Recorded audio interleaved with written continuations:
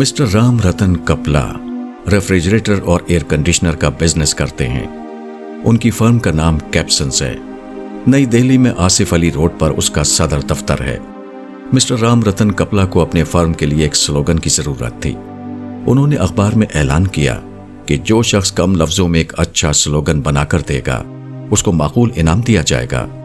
بار بار کے اعلان کے باوجود کوئی ایسا شخص نہ ملا جو انہیں اچھا سلوگن دے سکے۔ بعض لوگوں نے کچھ فقرے لکھ کر بھیجے مگر مسٹر کپلا کو وہ پسند نہ آئے۔ سلوگن کو پینیٹریٹنگ ہونا چاہیے، مگر یہ سلوگن پینیٹریٹنگ نہ تھے۔ انہوں نے 4 دسمبر 1983 کو ایک ملاقات میں کہا۔ مسٹر کپلا اسی ادھیڑ بن میں رات دن لگے رہے۔ وہ مسلسل اس کے بارے میں سوچتے رہے۔ ان کا دماغ برابر سلوگن کی تلاش میں لگا ہوا تھا مگر کامیابی نہیں ہو رہی تھی۔ اسی فکر میں تقریباً 6 سال گزر گئے۔ اس کے بعد ایسا ہوا کہ مسٹر کپلا نے ایک روز رات کو ایک خواب دیکھا۔ خواب میں انہوں نے دیکھا کہ وہ ایک باغ میں ہیں۔ نہایت سہانا موسم ہے۔ طرح طرح کی چڑیاں درختوں پر چہچہا رہی ہیں۔ یہ منظر دیکھ کر وہ بے حد خوش ہو گئے۔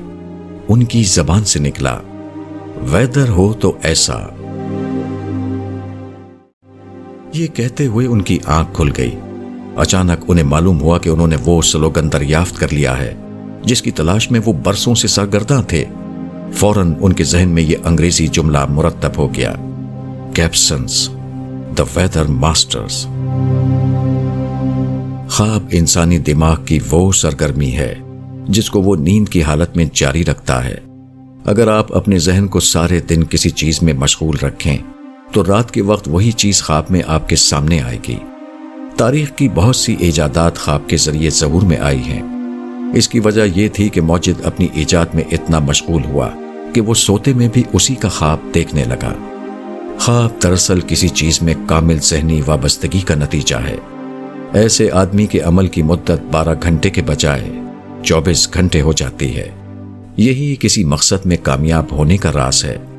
اس قسم کی گہری وابستگی کے بغیر کوئی بڑا کام نہیں کیا جا سکتا، نہ دنیا کا اور نہ آخرت کا۔